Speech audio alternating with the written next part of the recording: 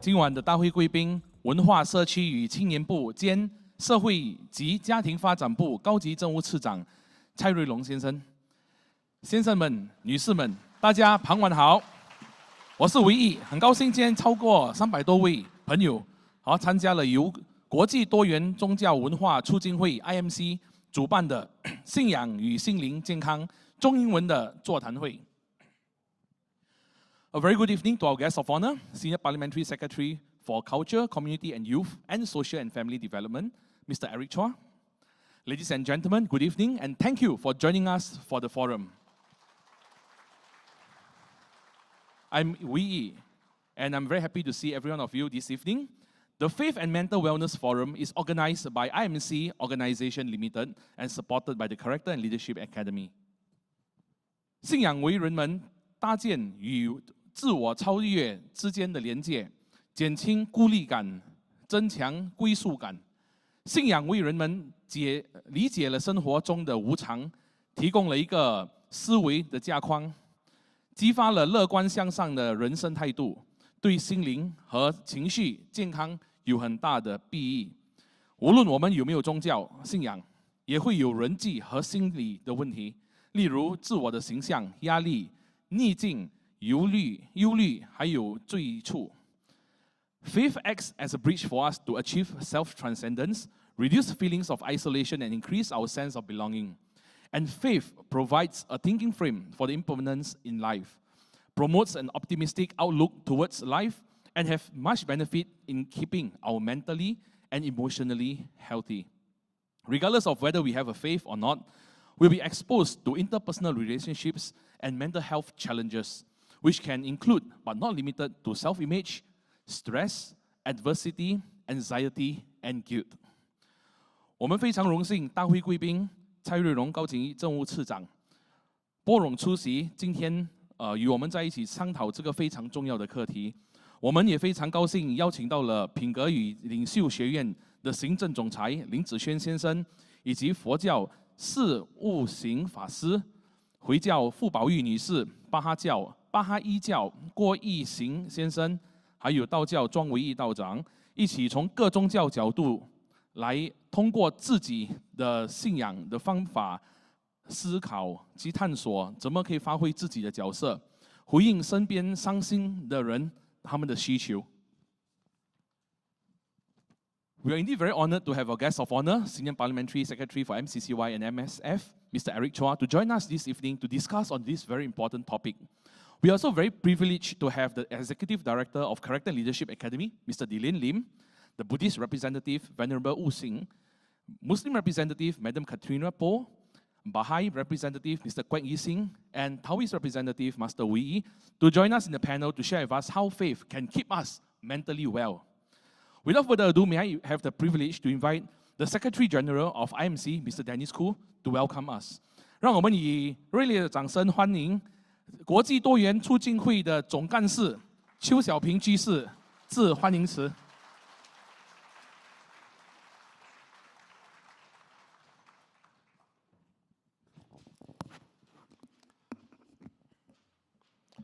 Guest of honor, Senior Parliamentary Secretary of MCCY and MSF, Mr. Eric Chua, esteemed speakers, dear friends, good evening. I would like to express a few thoughts, first in English and then in Mandarin. IMC operates as a non-profit entity with the intentions of unity individuals from diverse religious backgrounds. Our goal is to collectively address matters that are of common concern and to explore ways in which we can offer mutual assistance in fostering religious harmony and tranquility. In the wake of the COVID-19 pandemic, we have demonstrated our resilience as a United Nations. However, there remains fellow Singaporeans who continue to grapple with the repercussions of the pandemic. Some individuals find themselves even more burdened due to the prevailing uncertainties. The year 2020 2022 saw a distressing total of 476 reported suicides. Particularly striking was a noticeable rise in suicides among both the younger and elderly demographics. It was disheartening to learn that suicide had persisted as the primary cause of death among individuals aged like 10 to 29 years of age in Singapore. It's a trend that has persisted for 4 consecutive years, accounting for almost 39% of all deaths in this age range. Okay. This concerning reality compels us to center this year's interfaith dialogues on the subject of mental well-being, a universal concern affecting us all and those within our circles. Then I wish to extend my gratitude towards the Character and Leadership Academy for the active involvement in spearheading various peer support initiative and suicide prevention program tailored for the youth in Singapore. I am confident that our collective effort can yield innovative ideas and viable solutions to aid those among us who are grappling with the mental and emotional challenge. By engaging in thoughtful conversation, I believe we can identify and promote effective strategy to offer assistance to those who may be silently suffering. 大家傍晚好首先我是代表国际多元文化促进会 IMC， 那感谢我们今晚大会的贵宾高级政务次长蔡瑞龙先生。那我们的这个今晚所有的演讲嘉宾，还有今晚研讨会呢，我们会用中跟英文一起讨论跟分享。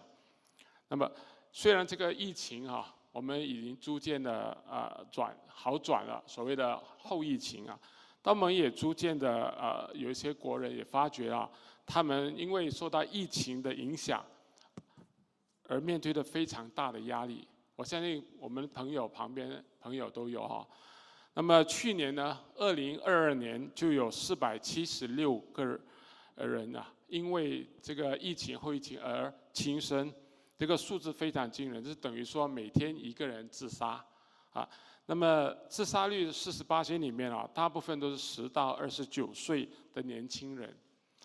所以呢，今天我们的论坛，我们决定的邀请各宗教大德我们一起分享。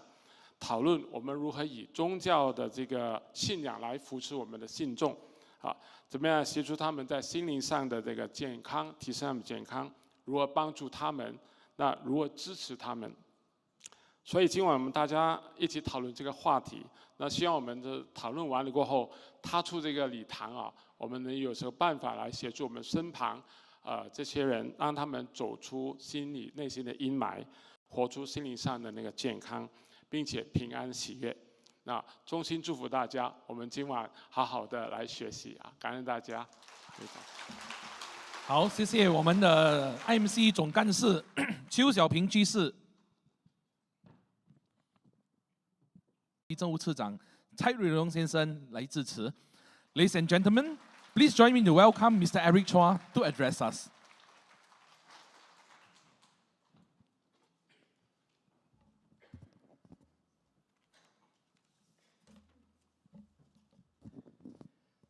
大家晚上好。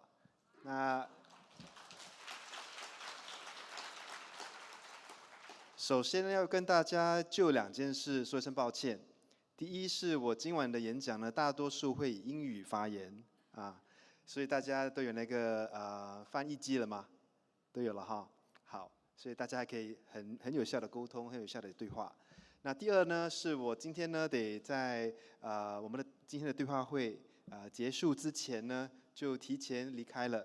那因为周一呢，星期一每个礼拜一呢是我的接近民众的日子，所以我都会去。其实我7点就需要到我的那个瑞兰红山那一带去接近民众，所以我大概差不多在8点的时候就得离开，所以希望大家呢能够多多谅解，好不好？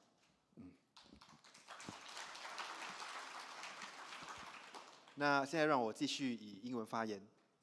Mr. Dennis Koo, ladies and gentlemen, a very good evening to one and all.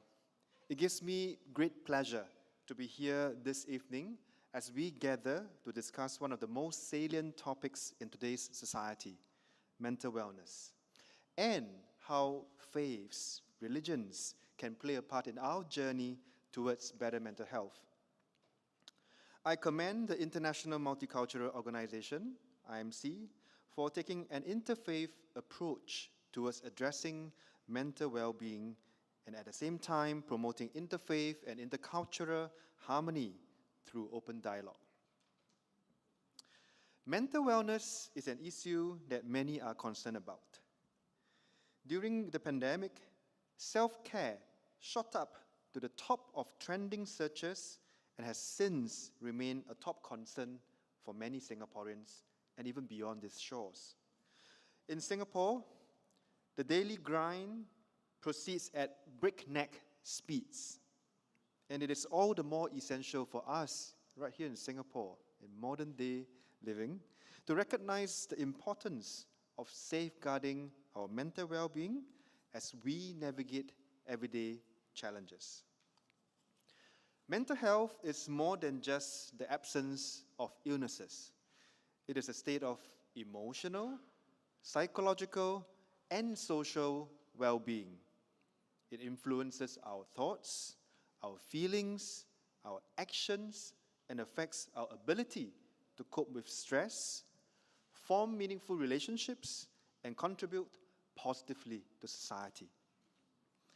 Now, as Singapore continues to make progress as one society, we cannot ignore the growing concern of mental health issues that affect people from all walks of life, and indeed, people of all different age groups. Over the years, we have made good progress and taken some good efforts to promote mental health awareness and provide support services for those in need. The SG Mental Wellbeing Network, launched in July 2022, is testament to our commitment to address mental health concerns right here in this country.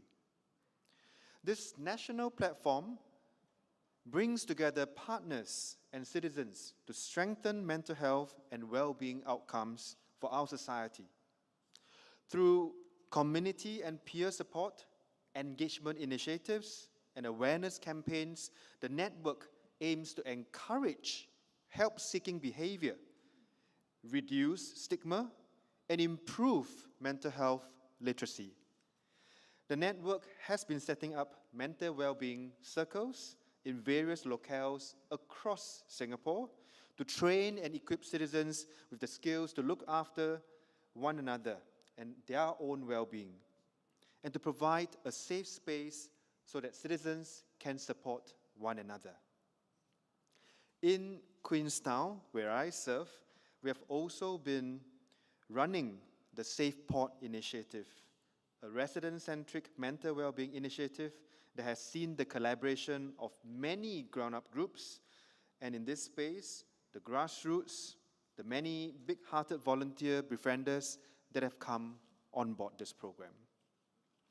And this brings to me the importance of community support as a first line of defense for mental well-being. Engaging in religious practices fosters a sense of community. But more than that, faith provides individuals with purpose, meaning, and hope. And in that process, reduces stress, anxiety, and depression, especially during challenging times. Practicing one's faith is often a good coping mechanism and a source of strength, as it offers a sense of connection and reduces feelings of isolation. Now, tonight, I look forward to hearing from our esteemed speakers share on how faiths may guide us in emotional and spiritual well-being, and it is my hope that everyone here can also share your thoughts and suggestions on how IMC, or the different faith groups present tonight, can support all of us in our mental health journeys. So to conclude, as we embark on our discussions, let us all remain positive and open to perspectives and stories that are perhaps different from our own perspectives.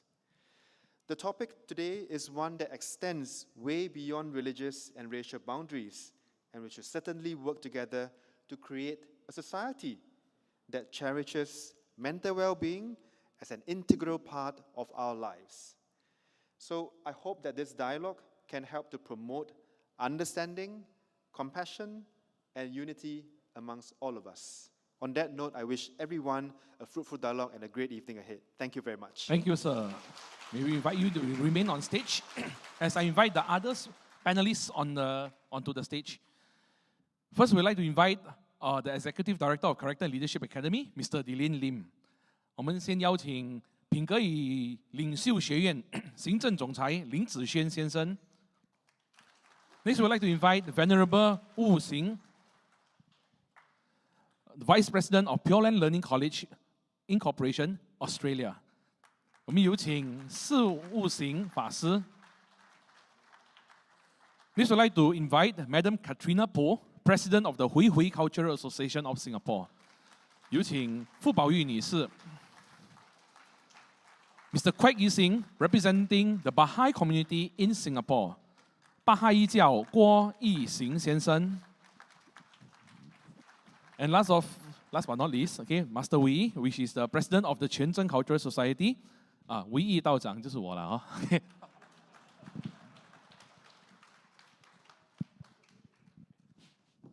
Okay, now shall pass the mic over to our moderator for this evening, our Senior Parliamentary Secretary, Mr. Eric Chua.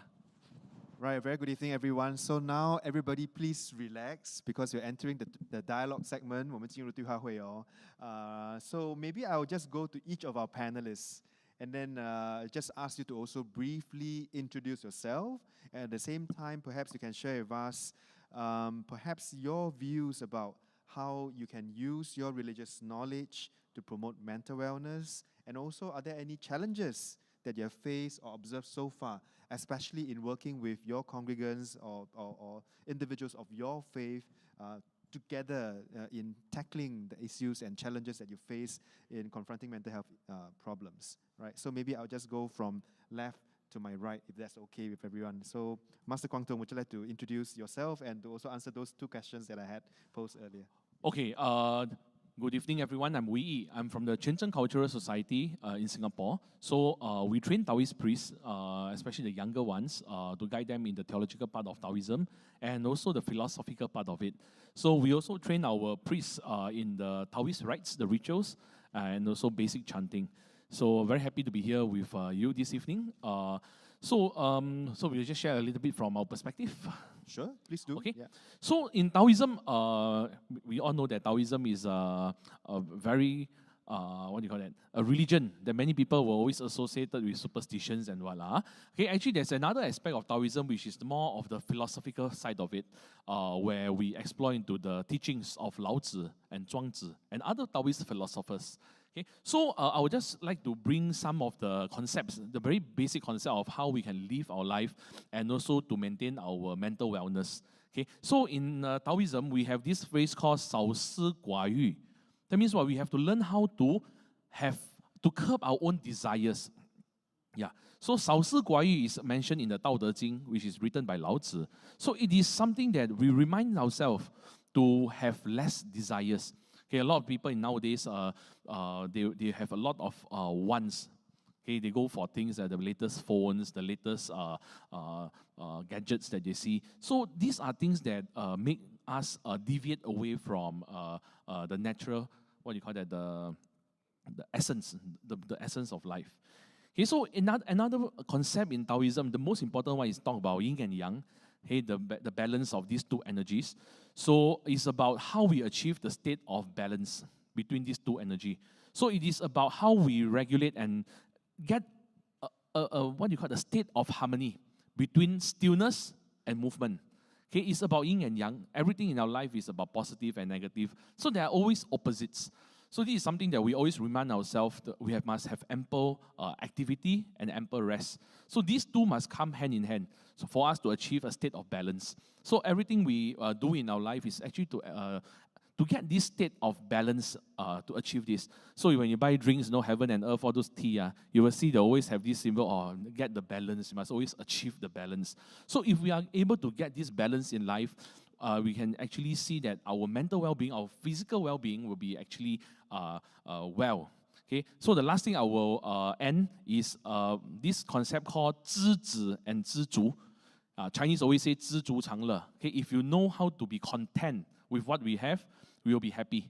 Okay, if you are always wanting a lot of things that you want to desire, okay, you want to have this and that, this is something that robs us of our, happiness. Okay, we are always every day thinking of how to achieve this and that. So we will get into a state of what we call stress. We're giving ourselves extra stress to do things that sometimes we cannot achieve. So I would just like to share this verse in the Tao Te Ching called 知止不殆. Okay, it means to know when to be content and to be satisfied with what we have. Yeah, thank you very much. Thank you. Thank you very much, Master Wei Yi. But immediately, I'm going to go against what you have just told us because I'm not content with what you just told us. So I'm going to ask maybe a question. So I think it's very good, teaching that we say, let's talk about less desires, correct? And at the same time, we talk about the balance of physical, mental, the good and the bad, and all that. And also to be contented with the lot that we have in life. But what if, say, coming from the point of view of, say, I'm a loving and doting parent, then I say, I'm working very hard because I want to buy that big car so that my son and daughters can enjoy the big car. I want to buy that big house so that my son and daughters can enjoy, my next generations can enjoy and live in comfort and provide for all that material well-being for your loved ones around you. So if I am of that conviction, right, how would you, perhaps share some of the knowledge that you have, wisdom that you have shared with us earlier, to a person who was telling you these statements? Okay, of course, it's always good to aspire or to give better things for our family. Okay, for example, I myself, I have a car for family. So as long as this vehicle with 4 wheels can bring my family to the places that we want safely, I think that's the most important. So if you want to go, I want to have the biggest car, then it will give us extra, I won't say it's stress, but you will be living your life trying to achieve something. Yeah, and not look at little things in life like, is that important for us to, is it something that we want to give our children? Yeah, so rather than spending all my effort to earn more money to get a bigger car for the family, I would rather have a smaller car where my family can spend more quality time together. So I think the quality of life is more important than, of course, some people, if you can afford bigger cars or bigger things, of course, that by all means, within your means. So by saying that, curbing desire doesn't mean that we don't do anything. Every day just sit there and do nothing. Okay, we do what we can achieve in our life. But we do not go abroad and say, I want to get this, but I can't at my current situation. But let me do other things. Maybe sometimes people do unlawful things just to achieve or to get more money or more wealth. So what we are trying to share is that whatever we can do with our resources in hand, be content with it. Okay, we will gradually increase every year. Also, we will look forward to have better, provide better for our family. But we must know what is the basic needs that they have. So if we can give them the basic needs, I can provide food for my family. I can give them quality life. I can bring them out for outings as a family. I think that is the more valuable thing that we have, Yeah. Thank you very much. I think living within our means and living within legitimate and legal means, that's also very important. Actually, in our local context, I always tell my friends, because you buy a car, oftentimes you feel very shocked, very happy when you smell the new car smell, right? How long does a new car smell last you? Maybe a month or 2? Yeah. So COE lasts 10 years. So after 1 month, you got 9 years and 9 months, 10 months to really really worry about the installment plans and all that. So I think that's how I rationalize it when I talk to my friends around me about cars. I also follow Master Wei Yi. My principle is so long as the car has 4 wheels, can move and move me from point to point on time, good enough. I don't need to buy a super big car with how many horsepower and whatnot. I think I'll leave that for my next life lah. Okay, now next, may I invite Madam Katina to share your views about the 2 questions we have posed. So perhaps you can share about how you use your religious knowledge to promote mental wellness, and also any challenges that you have faced so far in advising those of your fellow faith in pursuing good mental health habits, if I may put it that way. Yeah. Thank you. I will use Mandarin to give my speech. Wonderful. Yes. Okay. 尊敬的高级政务次长蔡瑞荣先生，各位宗教代表，各位来宾，晚上好。我很感谢主办单位国际多元文化促进会的邀请，还有支持单位品格与领袖学院的支持，让我有机会在这里跟大家讲讲关于伊斯兰教回教。我们的宗教呢，怎样的去对于这个心理压力呀、各种的忧郁呀这些的引导和抒发这些情感。那么，首先呢，我要介绍的就是回教、伊斯兰教，主要的是在于我们的宗教公修。我们的宗教5大公修是一套很好的疏解压力的方法。首先呢，念礼斋客朝。一个人要成为穆斯林之前，他先要念这个作证词。我作证，主外无主，唯有安拉。我也作证，穆罕默德是安拉的使者。说，当一个人念了这个作证词之后呢，他呢的身份呢就是成为一个穆斯林。那么穆斯林的意思就是绝对服从真主命令的人。所以呢，这个穆斯林呢就要开始去学习、去探讨，到底安拉这个主宰派了这个圣人穆罕默德到来，教了我们什么？让我们明白怎样去走我们人生的路。所以呢，在古兰经的第96章第4、第5节，他说：“真主叫人用笔写字，叫人去追求他所不知道的知识。”我们人来这个世界是在走是一个旅程，走一条回归真主的旅程。我们来自安拉，我们将回归安拉。所以在这个人生的过程中，不是一路顺风的，是起起落落的。那么到底呢，你已经知道了你的人生是必须要经过各种的风浪，那你应该要怎么去做呢？那么这个5公修呢，就是来教导穆斯林怎样去走他的人生路。所以从练了作证词之后呢，这个人要去学习，学习什么呢？你们都知道，穆斯林需要1天5次的礼拜。在这个礼拜的过程中呢，给了穆斯林的心灵呢很多的平静，很多的舒适的感觉，还有使命感。为了这个任务追求知识，他去学到了人来这个世界是在做真主地上的代理者，所以他是有任务的，他要去学习，然后呢去走他的人生路。所以呢，在这个礼拜的过程中呢，1天5次，不停的自我检讨、自我提醒，我到底走的这个路是对的吗？所以这个呢，礼拜是很重要的，给我们呢心灵上的一种安慰和寄托。然后呢，穆斯林需要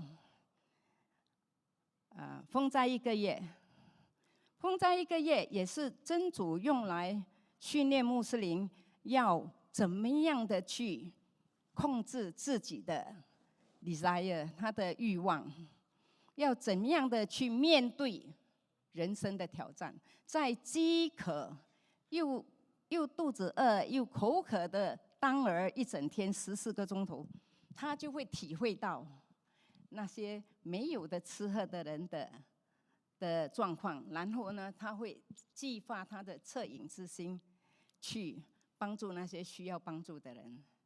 还有呢，穆斯林需要去还天课 zakat， 这个天课呢，也是让穆斯林知道要体现感恩。这个天课是在一个人需要有相当的财富而收满1年没有动用到的，他就要拿出2.5%去还天课，去救济那些需要帮助的人。这种是一种体现感恩的同时呢，也让他呢觉悟了，做人呢就是要必须呢互相协助的。当你碰到别人有困难的时候，你必须要马上伸出援手。所以我们是真主地上的代理者，替天行道。所以这个斋戒天课，最后到了朝觐，就是我们呢，你们都知道，穆斯林需要去麦加朝觐天房，这个是一生人之中呢，只需要去1次就够了。去那边做什么呢？去那边学习古代的圣人那种服从天命的精神。因为呢，伊布拉辛圣人接到命令要他奉献他的孩子，结果当然是安拉呢给了他1只羊，让他去做奉献。所以穆斯林在这个朝觐季节呢，他们要有能力的呢，要去宰1只羊，做什么呢？宰了羊肉还是要去分享贫穷的人吃，这也是一种牺牲和分享。所以这5种功修呢，就是在呢训练一个穆斯林呢，怎么样的走他的人生路的同时呢，也怎么样的去面对呢自己的个人的本身的问题压力，因为这种种呢都有一个过程，然后呢有一个背后有一个原因的。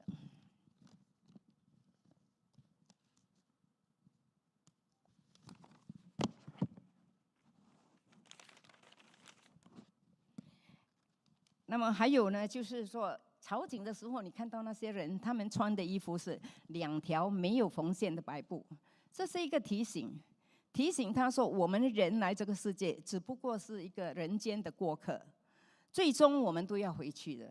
所以呢，那2条白布呢，就好像穆斯林死的时候包在身上拿去埋葬的那个丝衣来的。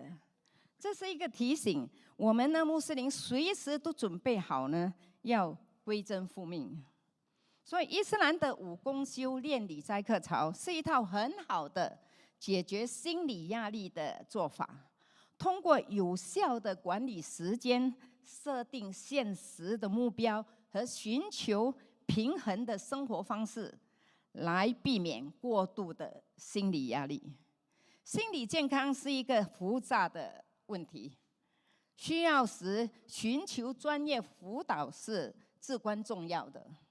伊斯兰教育可以补充专业的支持，并提供改善心理健康的整体方法，但是最终还是需要呢人们自爱，就是必须要去学习，去了解到底人生的意义是什么。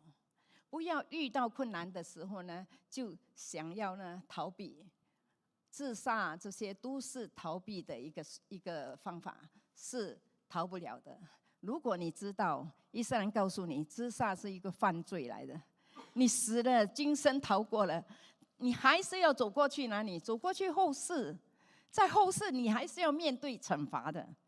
所以呢，我们如果了解了人生的意义以后呢，自杀呢是不可能发生的。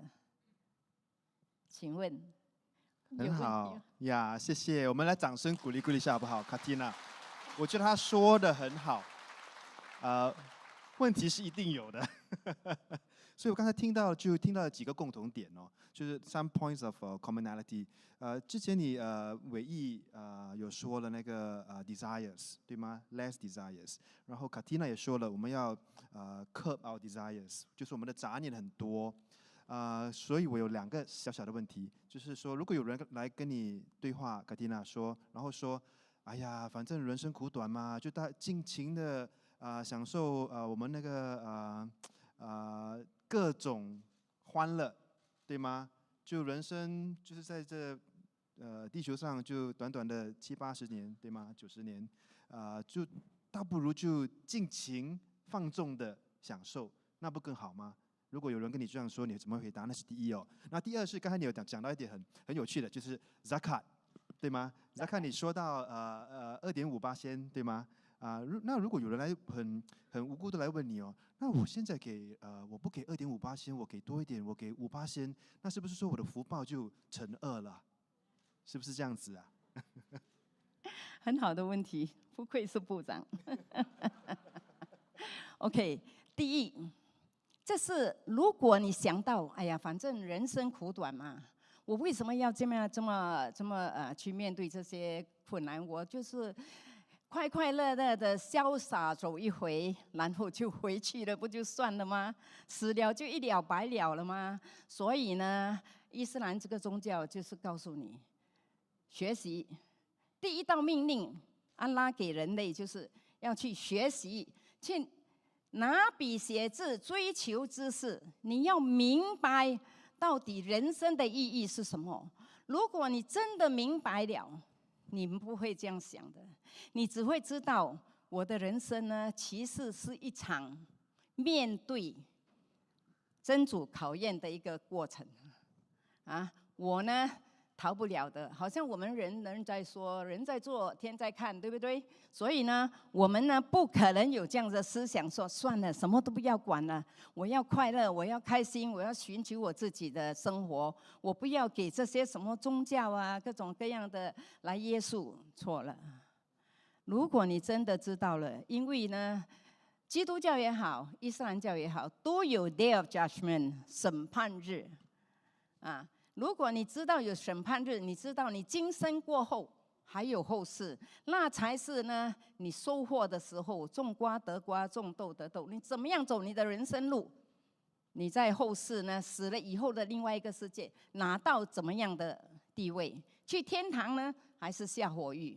这个是至关重要的。所以呢，我强调，伊斯兰说教育是至关重要的，我们要学习，我们就不会有这样的思想。Thank you very much. Very good answer. OK， 下来呢，天课 zakat， 你说我不要还2.5，我要还多一点呢？我有钱嘛，我还多一点，很好，很好，很好。这个是一个呢更多的福报，你知道吗？你可以还最低的2.5，你也可以还更多的，你做更多的好处，你不会吃亏的。如果你知道伊斯兰教告诉我们，你的左右两旁有2位天仙在记录，你做好的这边在记录，你做错的这边在记录。审判日的时候，这2本书拿出来，要在天秤那边去称，你的好比你的坏多的话，阿哈姆杜利拉，就是谢谢安拉，天堂是你的归处。如果你的坏比你的好多的话，糟糕了，这下子呢下火狱，那是很可怕很可怕的。那个火狱的火是烧不停的，烧到你焦了。真主说，我叫天仙洒下生命水，它又恢复了原状，又在烧，所以那是很可怕很可怕的情况。所以如果你知道呢，你一定要尽量的去行善，好像佛教啊、基督教，大家都在行善，要去捐，要去布施，要去做好。当然还有道教 ，sorry， 你在我旁边，我没有看到你。所以会尽量的去布施啊，去救济。所以我们新加坡是一个小国，我们呢，每个国民呢，就像一家兄弟姐妹。如果碰到呢，有身边的人有什么问题的话，我们要快点伸出援手，好像穆斯林这样啊，做真主地上的代理者，站起来去帮忙，去协助他们。谢谢。掌声鼓励鼓励。So moving on to the lane, would you just want to also share your perspectives from the perspectives of Christian faith? Sure. First, I must quantify here that I'm not I don't attend church regularly.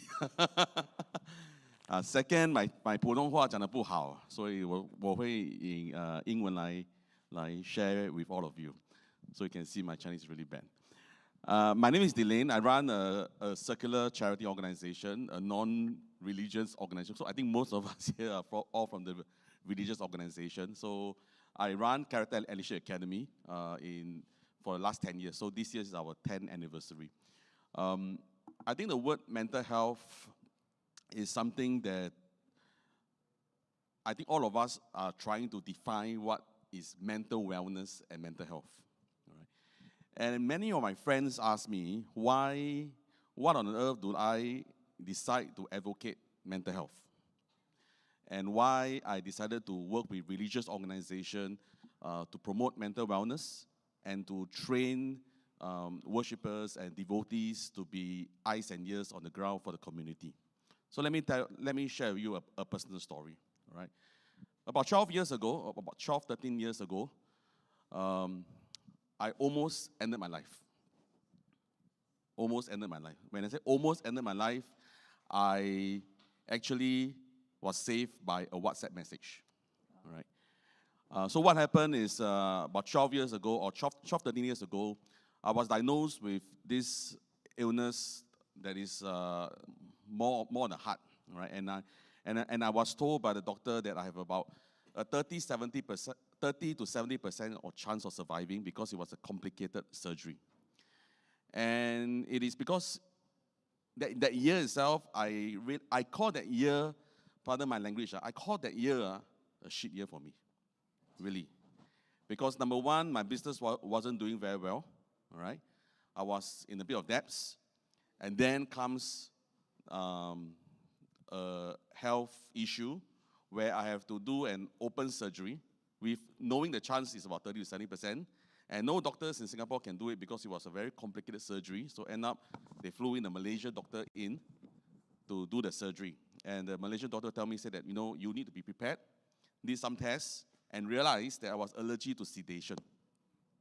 So the doctors out there, you know that when you're allergic to sedation, the only thing you have is go through an open surgery, and then they will ice you, they will put you a bit of painkiller, and I have some allergic reaction. So the doctor was saying that you're going to experience a terrible pain, all right? And that was on the 13th of February that year. So one day before Valentine's Day. My surgery was scheduled on the 15th of February. And on the 14th of February, my ex-girlfriend called me up, right? And then my ex-girlfriend decided to meet me at Bugis Junction. So the hospital that I'm in was at Raffles Hospital. So I walked all the way to Bugis. And then the person that I was talking to wasn't my girlfriend, but her new boyfriend. So you just put everything together, huh? Your business fear, your health fear, and then the person who wants to break up with you, break you up through the new boyfriend. So I actually recorded a video, all right? I mean, I still have the video, which thankfully I didn't use it. And I actually shared my last words with my parents. So after Bugis Junction, I went all the way to Bain Street, all right? At Bain Street, I went all the way up to the 21 story. And on the 21st story, I was actually near the ledge already. And I was ready, sit on the ledge, ready to jump. And everyone asked me this question, what were you thinking about? What do you do, or what do you see, or how do you feel? All I can tell you is that at that point in time, jumping was the only solution. That jumping was the only solution. After you think about your business, your relationship, your health. That year was really a SHIT year. And I don't think I can find a solution. So when I was ready to jump, one of my friends contacted me through WhatsApp. And then he says, bro, are you free for coffee? So in my mind, I think, hello, I'm already on the ledge, ready to jump. Why you ask me for coffee, right? I say, so I text back, bro, I am not in any mood. I'm in pain. And I think life is just meaningless. That's the only 3 sentences that I give to him. So, in WhatsApp, right? There's the word typing, right? Because you cannot jump because the person is still typing. So I waited there. So I waited there, and then the message came about 2 minutes later and says, bro, God will not remove the pain. So for a moment, it's like, wow, it's very profound. God will not remove the pain. That's it. But still typing. So I cannot die yet, right? So I wait. So I waited and waited and waited. And then suddenly the next message came in and says, God will not remove the pain, but He will give you enough strength to go through the pain. That moment, from where I'm seated to the last message, I waited for a good 7-8 minutes because I was still typing. And that 7 or 8 minutes get me to calm down and think about what I'm doing. And at that point in time, then I realized, actually I'm going through depression. And I'm actually taking my life. I'm telling you this story because 2 years ago, or 2 years before the incident, I don't know how many of you know Elim Chu, 77th Street, came to me and said that, Dylan, why don't we do a program for people who are depressed and people who need mental wellness? And my exact statement to her was, depression is meant for the emotionally weak people. That's my exact statement. It's meant for the weak. It will not happen to me. And I think somewhere up there decided to make me go through this whole stage and let me experience what depression and what being up there really felt. And I'm thankful for this friend. Why? Because not for his typing of 7 minutes, I wouldn't have calmed myself down and think about what I'm actually doing on the ledge. Every one of us here will go through happy times and down times. It is not the happy time that defines you. It's actually the down time that will define who you are. And I'm glad that I went through the down time because that's where I realized that actually depression can be for anybody. And because it can be anyone that's sitting in this room, as a friend, as a parent, as a peer, as a community, how can we be eyes and ears on the ground? And that's why in the last 10 years, I decided that part of the charity mandate or part of Character and Leadership Academy is really to equip every one of us to be eyes and ears on the ground. How, when we hear, are we ready to ask the right question? Are we ready to sense that somebody is emotionally down, somebody is going through depression? Are we ready to ask the S question? Are you attempting suicide? Are you thinking of ending your life? I think as Asians, we sometimes a bit scared whether if I ask the S question, the suicide question, will this person be offended? But if you really go through a proper training, if you really understand what the person is going through, the person really appreciates you asking that question because that you are the help that you need. And I'm glad that the person who texted me on that message has saved that life and has saved my life and let me open up my perspective about what it means to be grateful, what it means to be contented. I think 2 of the speakers before me talk about gratefulness, talk about being contented. You know, we did a very interesting exercise. A 7-year-old, a 17-year-old, a 27-year-old, a 37-year-old, and a 47-year-old. So we asked them, what makes you happy? Do you know that those of you who are aged between 27 to 57 took the longest time to express what happiness is? Because you couldn't articulate what happiness means to you. But if you ask a 7-year-old, you ask a 17-year-old, or you ask any kid what happiness means to them, they will say, having a chocolate makes me happy. Having seeing my parents holding hands and eating together makes me happy. These are simple things that defines happiness and contentment. But as we grow older, sometimes the societal expectation, sometimes our own self-imposed expectation gives us a little bit of stress. And sometimes when we don't meet our own expectation, we think that we are useless. But if we are able to calibrate our definition of happiness, contentment, and gratefulness, then I think we can find that balance. You can splurge a bit, yes, but you probably will find the balance of what truly matters to you as a person. And that's what I hope that the people that we train, the people that we equip, will share the same concept to your devotees, to your worshippers, that not everything is about the 5 C's. But we have to take a step back and ask ourselves, what truly makes us happy and what really matters to us. And once you know that this is what really matters to you and what truly makes you happy, you will have an end in mind. Don't set an end in mind that is so far that you cannot even see. Set small goals in life that the moment you reach it, you feel happy yourself. And every day be thankful that when you look yourself in the mirror, you are still alive. And when you are grateful that you are alive, you ask yourself, how can you make your life more purposefully? Thank you very much.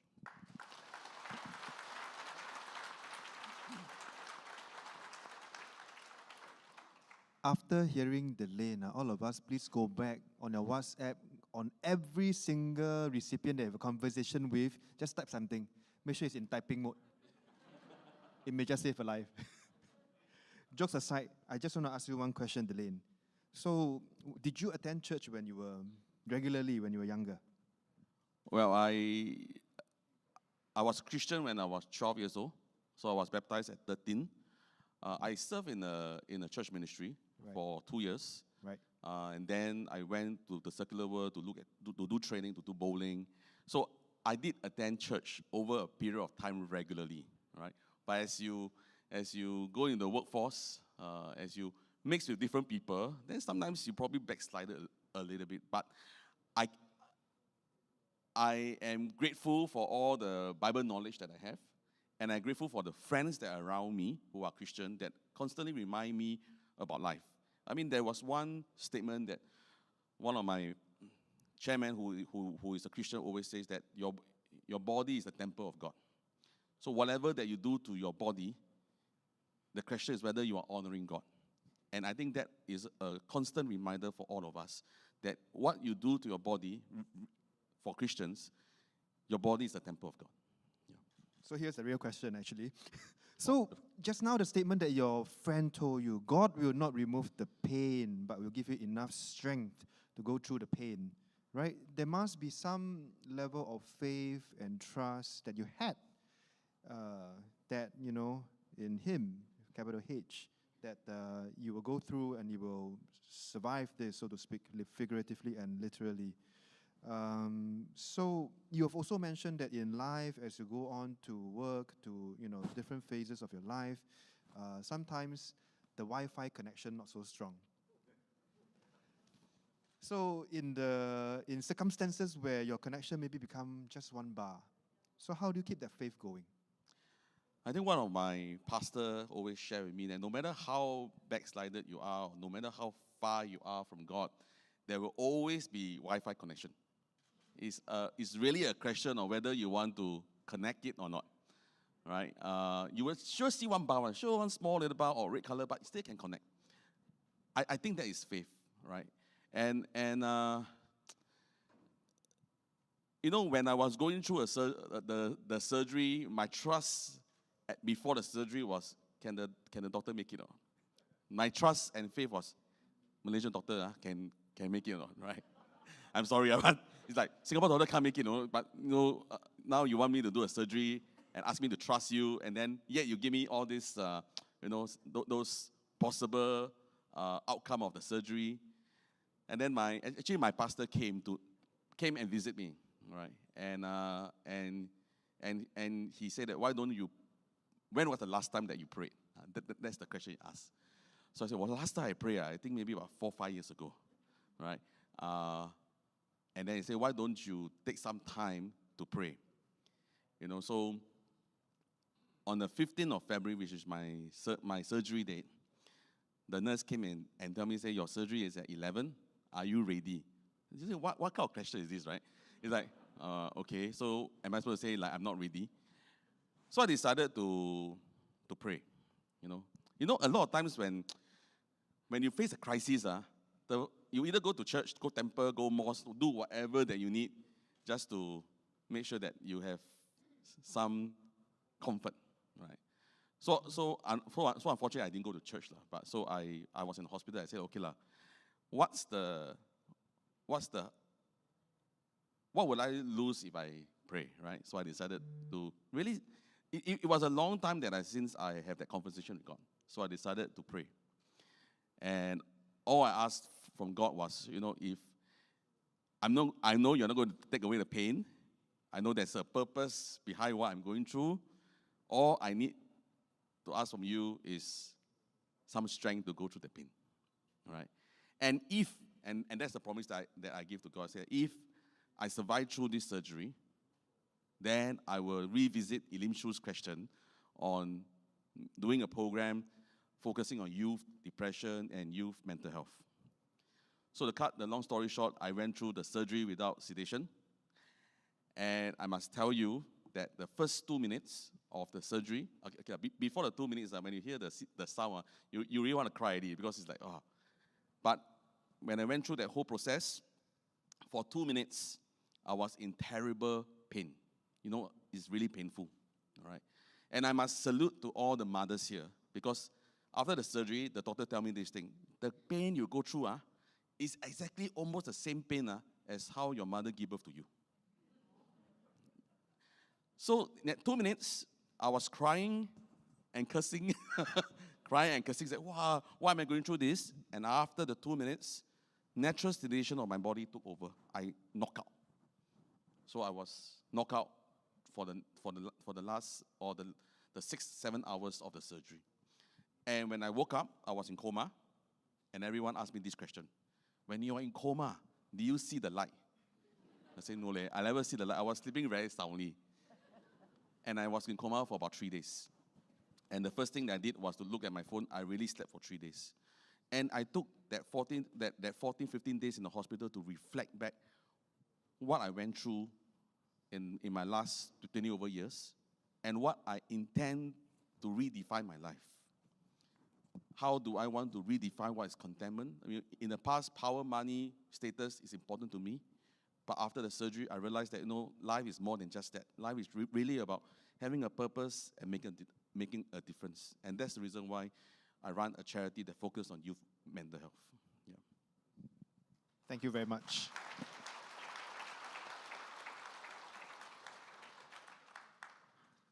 法师，我们把镜头转向你这边哦。呀，那我们要怎么样用那个佛教的那个知识、佛教的那个智慧呢，让我们在心理健康这一环为大家做得更好？那我们在法师在这方面呢，在指导我们的那个佛教徒的这一方面的时候呢，有没有碰到什么困难？就这样子。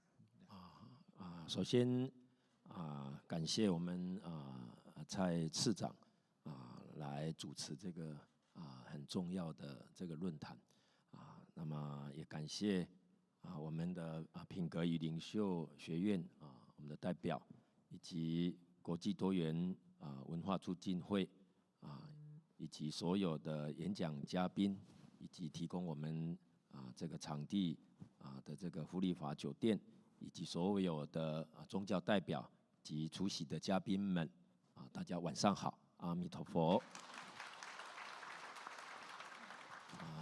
非常感谢我们与会这个代表提出来的这些对于人们如何消除他的忧郁以及他的烦恼痛苦那么希望给他一个崭新的人生那么在佛教里面，当然最重要的，我们的上经下空老和尚他天天讲经说法他的目的也就是要达到这个效果希望把这个宇宙人生的真相搞清楚、搞明白那么自然他就不会去怨天尤人因为烦恼这个最主要还是在怨天尤人，心中有的怨气那么才会造成想要自杀或者是伤害自己伤害别人所以在烦恼里面我们在佛教讲这叫做最严重的叫做三毒烦恼，也就是贪嗔痴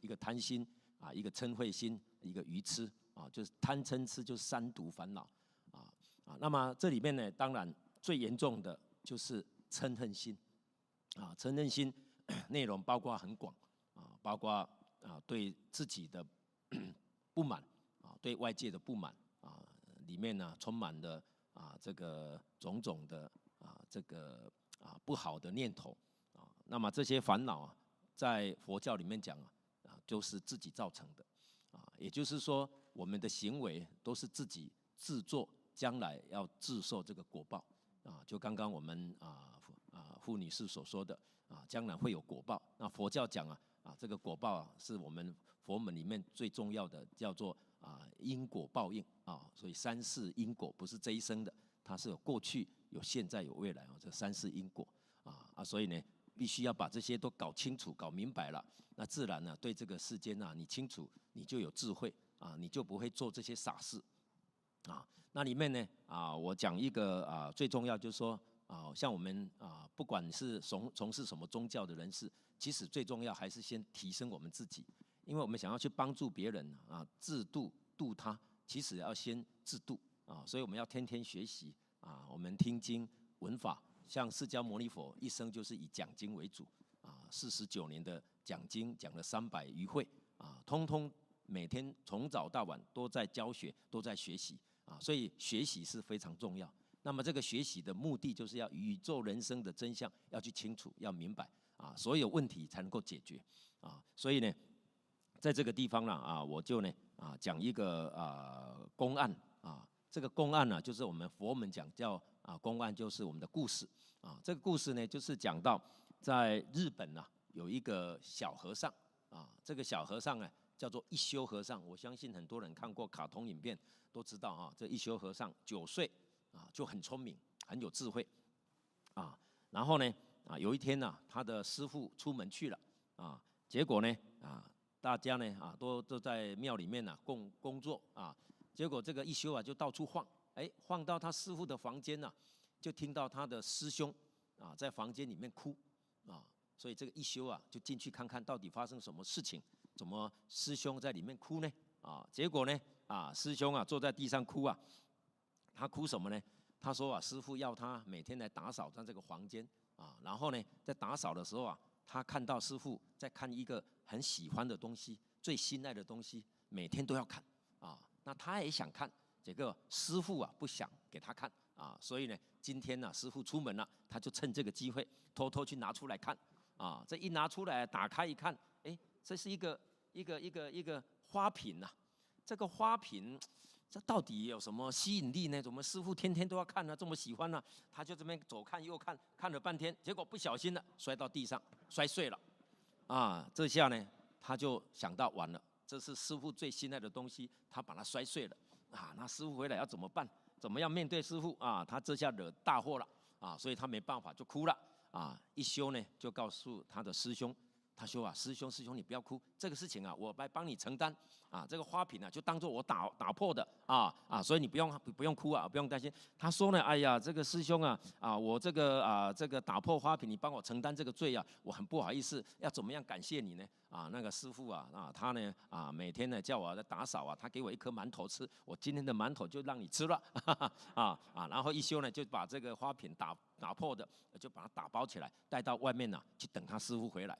过了没多久，他的师父回来了，一进到这个大门就看到了一休在庭院里面走来走去的这个师父就问一休你在这里做什么怎么在这里晃来晃去一休就跟师父说，师父我在参禅在参禅你参什么禅我在参一个问题这个问题就是这个人会不会死参这个问题。哎呀，傻徒弟啊，这个人啊都会死的啊，生老病死嘛，人人都会碰到的。哦，人都会死那这个东西会不会坏啊？东西肯定会坏的这缘到了它就坏啊。那我们最心爱的东西会不会坏啊？那一定会坏的。最心爱的你也没办法，有一天缘到了它就坏了。哦，师父啊，最心爱的东西缘到就会坏啊。师父这里有一包缘到的东西所以这下他师父就没话说了，这个问题就解决了所以这叫什么？这叫做智慧所以佛法在教什么呢？就教我们每一个人要有智慧，要认清宇宙人生的真相你知道了这个真相，你就没有必要为自己为他人这个在那边生气烦恼了，没有这个问题了所以最重要的在佛门里面讲，强调的还是要教学所以这个教学的目标呢就是我们所谓的要勤修戒定慧，来熄灭这个贪嗔痴所以刚刚讲这个贪嗔痴这个烦恼是我们最厉害的、最严重的所以现在呢，我们就把这个里面的最严重的，再找出一个，就是所谓的嗔恨心嗔恨心最严重所以我们要知道，我们很容易就会生闷气，或者对别人生气那对于这个问题呢我们在佛法里面就是教我们首先你要知道为什么不可以生气，生气的最大的后果就是对自己来说其实伤害的就是自己我记得以前我们新加坡有一位许哲女士她是一个修女，她曾经讲过她说呢，发一次脾气要3天3天才能够把她这个心平静下来这是很有道理的所以这个叫三毒这个毒对我们是非常严重的伤害那么我们要常常想象我们呢今天为什么会生气？首先我们看到别人做错事了那么得罪于我了，我就会生气那为什么别人会做错事情呢为什么会得罪我呢这些呢我们也要想一想。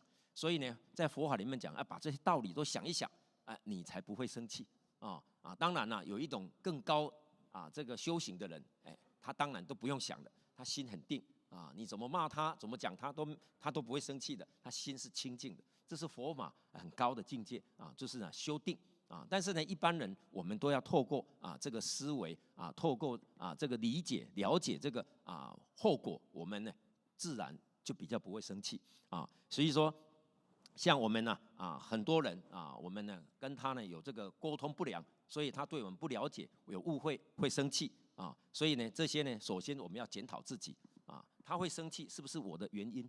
如果是我的原因我自己要检讨所以这一点呢很重要所以呢这个问题就不是在别人，是我的问题。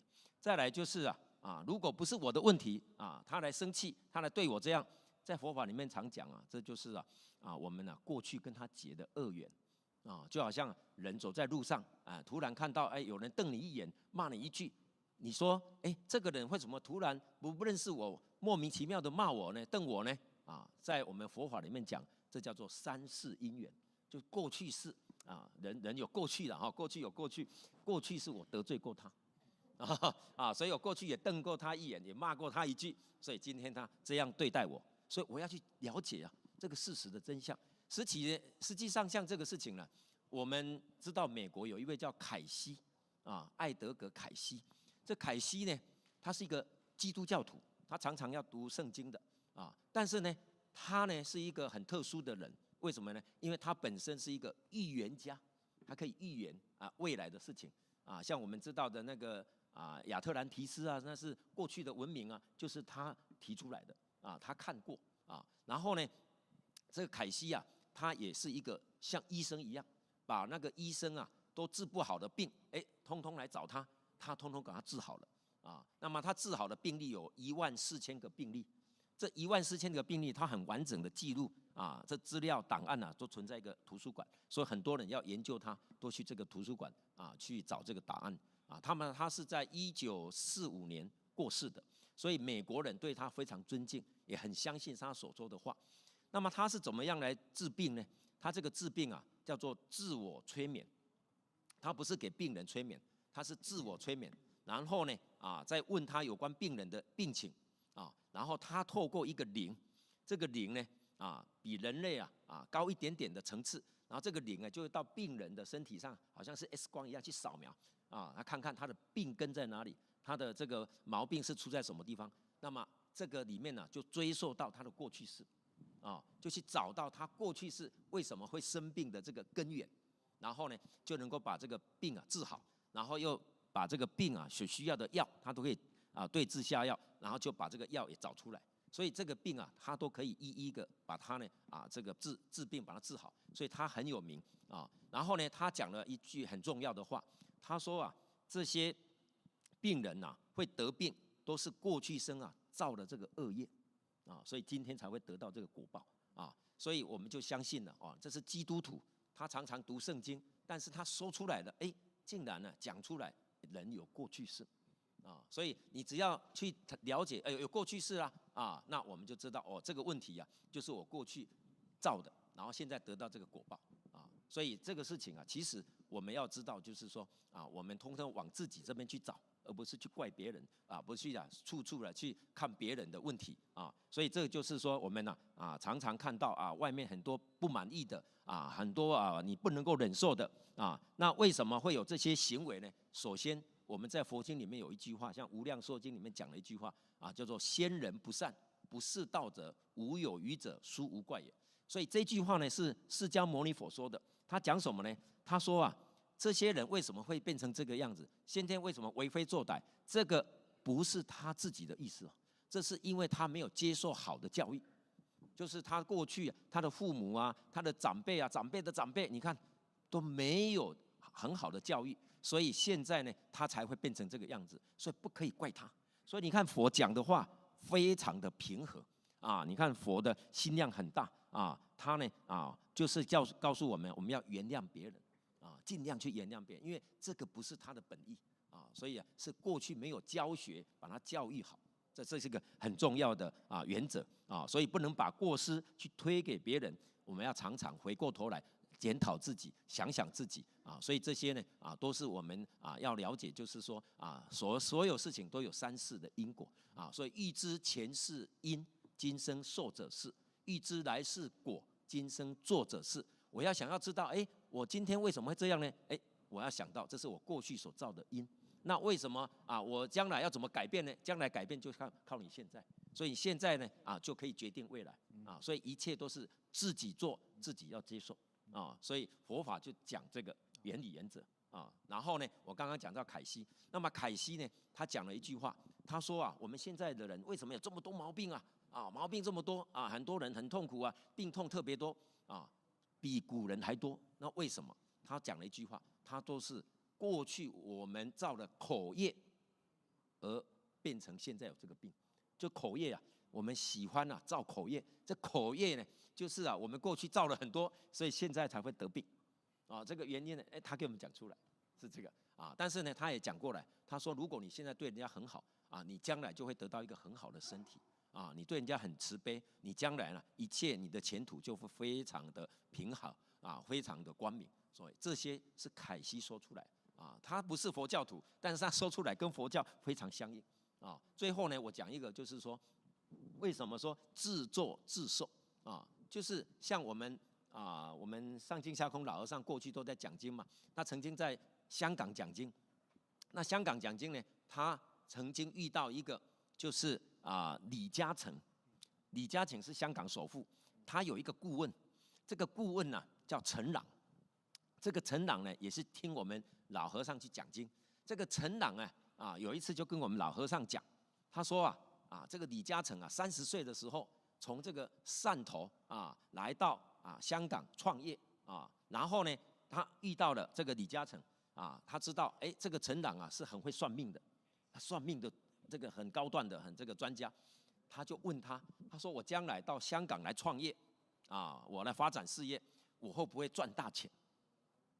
这个陈朗他会看相算命嘛，他一看就跟他讲，他说你呢想要在香港赚大钱，要赚多少钱你才满意这个李嘉诚说呢，我只要3000万港币我就满意了，就知足了结果呢这个陈朗就告诉他他说啊，将来啊，你在香港啊发展你的事业啊，你赚的钱啊，不止3000万。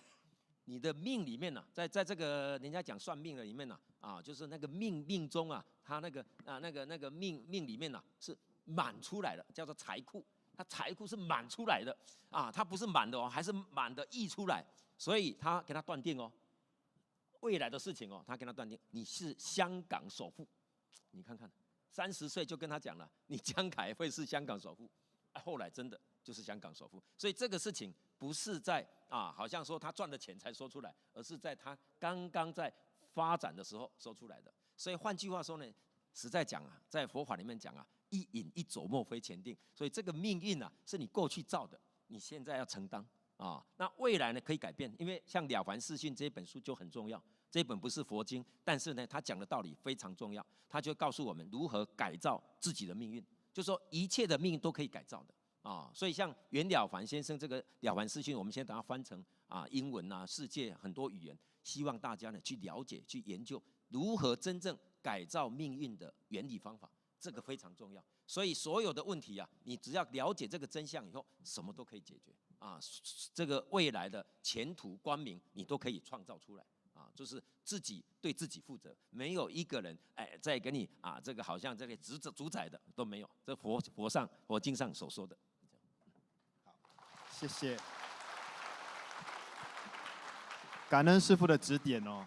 那刚才师父在说了，我就在那边 Google， 不是没有礼貌，是我刚才想到，我其实床头上有放了一个卡片，卡片是说，人家气我，我不气，我若生气，中他计，要是气死没人替，想想还是别生气啊，对吗？不过法师还是跑不了，还得问你一个问题啦。我问一个简单的，不要太多口业了就问一个简单的就是可如果有信徒来跟你说，哎呀，法师其实我的慧根不深那怎么办呢？因为刚才你说到，我们人要有智慧，对吗？所以我就以一个很简单的借口说，我的慧根不深，我不行了。那怎么样呢？怎么跟他回复？在佛法里面讲就是当然还是有那种根基不同了那根基高的人呢，他有他的修行的方法。那么根基很低的人也有修行的方法，都可以成就。因为佛告诉我们，人人都可以做佛嘛，人人都可以成佛。所以其实没有所谓的这个人可不可以成佛的问题，不是而只是障碍。每个人的业障碍不一样所以在佛经里面曾经讲到，像有一个叫周利盘头且，这是佛的弟子你看他笨到什么程度呢？他笨到2句话就2个字他都背不起来。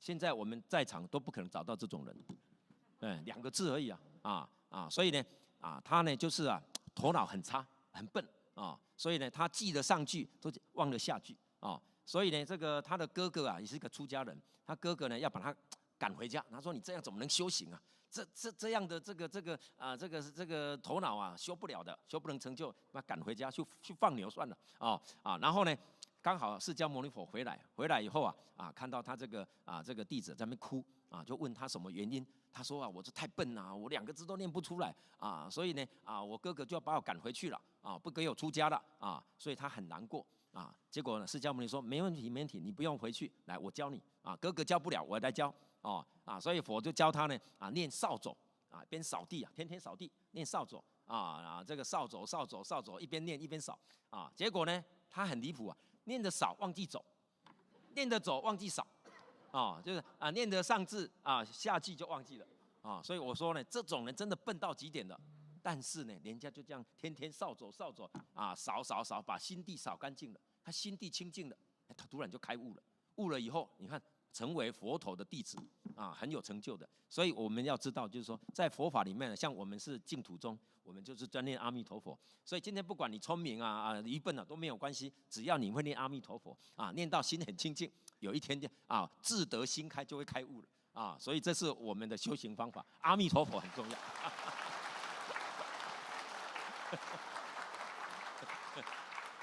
谢谢法师得救了。Now onward to Mr. Quek. who represents the Baha'i faith. Yes. Would you like to tell us a little bit? I know we overrun, so apologies for the third time. But I think we are having very good conversations. That's why we are 不经意中就把那个时间都延长了哈。But we still want to also hear Mr. Quek from the Baha'i faith perspective. How do you go on to actually advise people on how we can promote better mental health? Yes, dear friends, you know the problem with being the last speaker is that you focus on their stories and you forget what you want to say, you know. But I really appreciate the story that Sifu has told about the 9-year-old, the smart monk, the wisdom that he has, and also the last part where how you purify yourself by reciting on Tofo. Because in the Baha'i faith, we also have this practice. You know, I like to bring all of us back 30 years, 40 years, 50 years, even 60 years back, when we were still in our mother's womb. You know, in our mother's womb, we had no stress because the food comes on time, right? We don't have to worry about timing, right? We don't have to think a lot. But the moment we are born to this world, the stress begins that same second, you know, and then it accumulates. In this life, this stress accumulates. And I was wondering, how is that? You know, in this world, most of us, actually probably all have some degree of mental illness, some form of depression in some of this part of this life when we go through. So in the Baha'i faith, we say that whatever is transient, temporary, not permanent, we don't attach our hearts to it. We say that this world is transient because it's only about 80 to 90, the most 100 probably, years of life we spend here. But we believe that after this life, there is a very permanent life, which all of us will be going there. So comparing this life of 90 years to eternity, this look very transient, right? And furthermore, whatever that we work so hard to accumulate in this life, it will come to naught, because nobody is able to bring any of these things that we accumulate to the next world, right? Somebody else will have to spend your money, right? If not, the hospital will collect your money at the end of your life, right? If not for the hospitals, somebody else will be so happy to get your money, your wealth, right? So in the faith, what we are saying is, don't focus all your time, don't spend all your energy on this material accumulation, which is very transient, which is actually not that great anyway, because during Baha'u'llah's time, the most powerful man was Napoleon. He was the most powerful man during that time. And Baha'u'llah said, look at what happened to him. He lost the war, he was captured, and then he was exiled, and he died in a prison. The most powerful man in the world. Can any one of us say that we are better, more powerful than him? No, nobody. But he ended with nothing. So even with the greatest amount of wealth that he had, he also had nothing in the end, right? So Baha'u'llah says, today is yours, tomorrow somebody else will take over, all right? So as I said before, it's either we donate it to the hospitals or we donate to some organization which takes care of our ashes, or our, somebody else will enjoy what we put in so much of energy and our time. So, see here in the Baha'i writings, it says that the earth life lasts but a short time. Even its benefits are transitory. That which is temporary does not deserve our heart's attachment, right? So the problem comes with all this time that we spend, energy we spend on something which is transitory, which is temporary, and we didn't spend enough time reflecting, as what Sifu is saying. We need wisdom. We need reflection on life. You know, Buddha described life on earth very, very well. He said this transitory world is like a flickering flame. Flickering flame just lasts for a few seconds, you know, or a few minutes, and it's like a bubble on a stream, you know, doesn't last long. It's like a flash of lightning in a summer's cloud, you know. So the description is so apt, but the problem is we all take it as if this world is real. You know, all of us think the moment we are born, we learn how to possess things. And that becomes a habit, you know. We keep on possessing, keep on owning things and all that. And the writing says, do not let the possessions possess you. All right? So,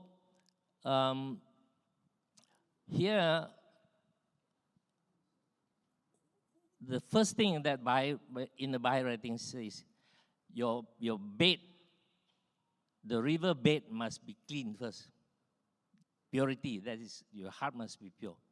The river bed must be clean. Otherwise, whatever flows through is not going to be pure.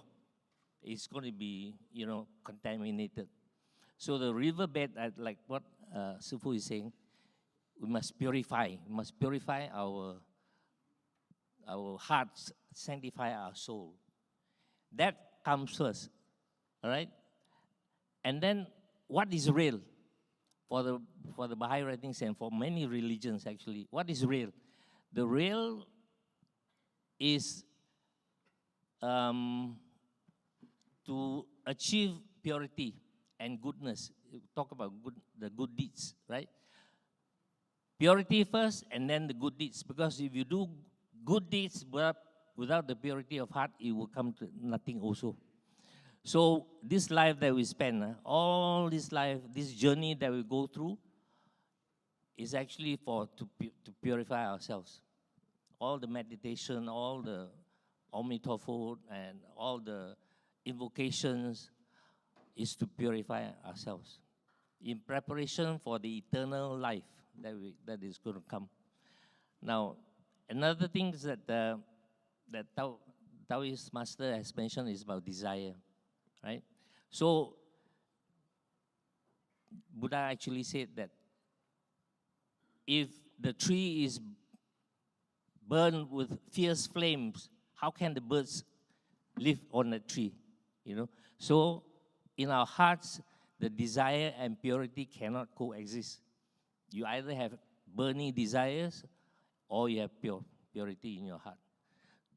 So I know the time is very precious for minister to leave.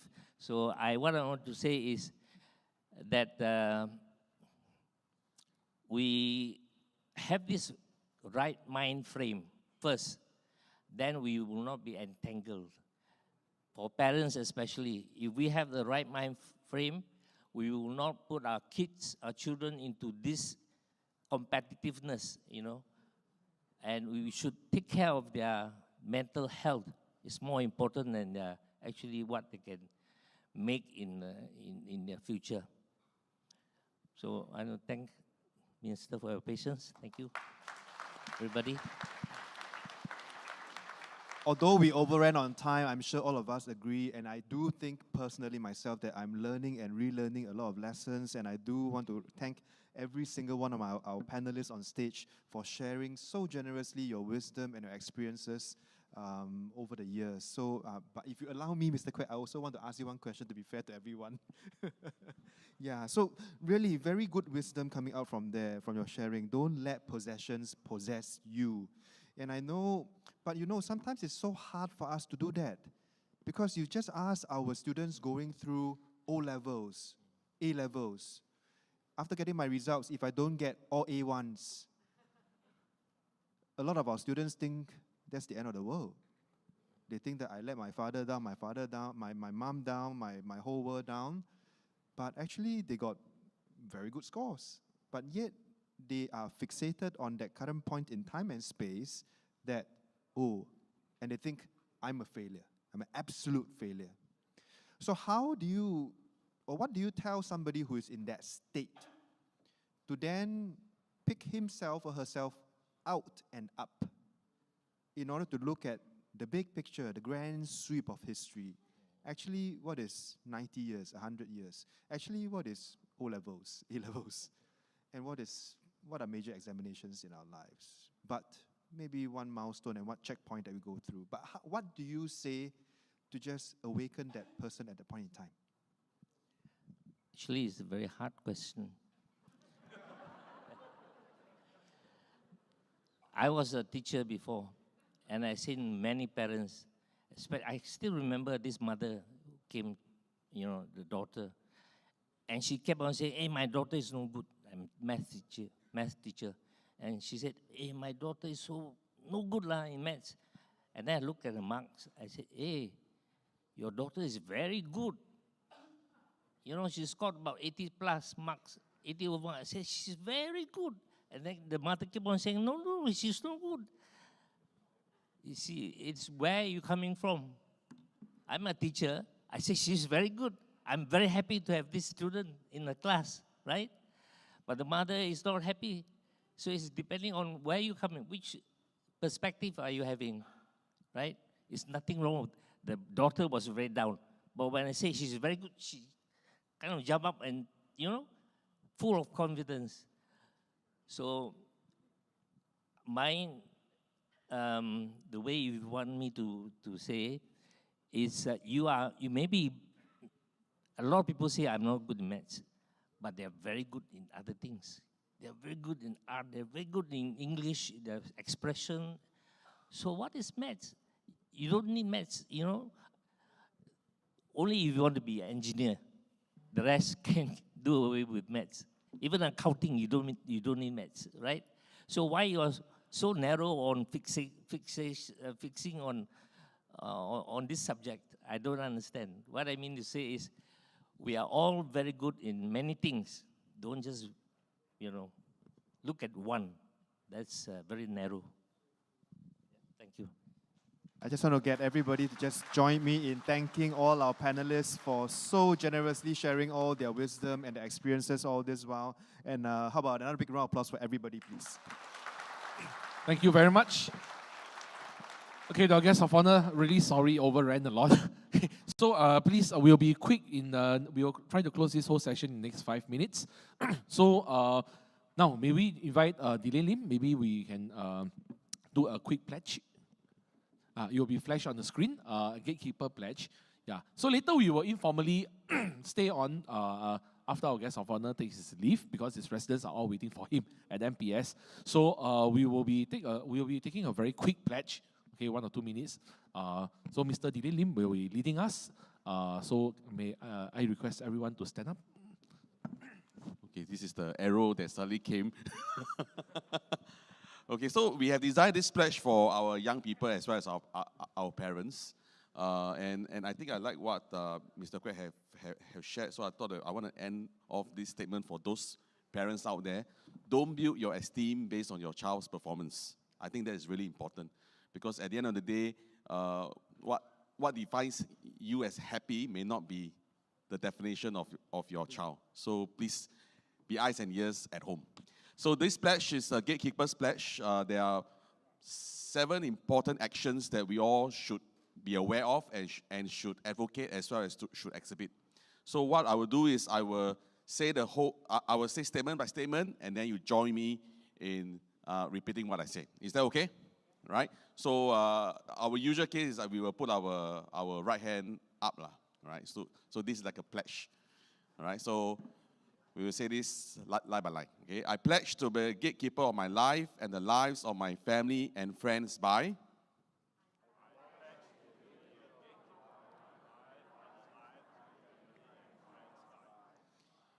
Being aware of my emotion, actions, and words that will affect my mind and physical being.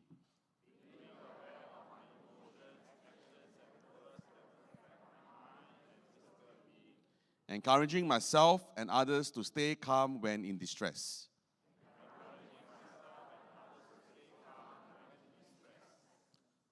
Talking to someone or being an active listener when tough time arises.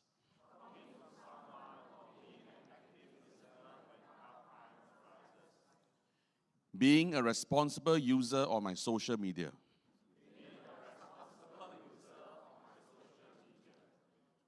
Saying no to cyberbullying and standing up for what is right.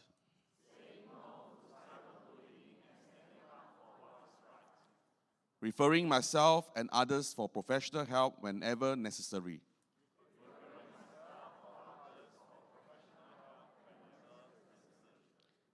Cherishing my life and helping others to do the same. And I pledge to be a gatekeeper. Thank you very much. Thank you very much. Now, Mr. Dilip, now I would like to invite the director for MC, Dorisia, to come on stage to present a token of appreciation together with Venerable to our guest of honor.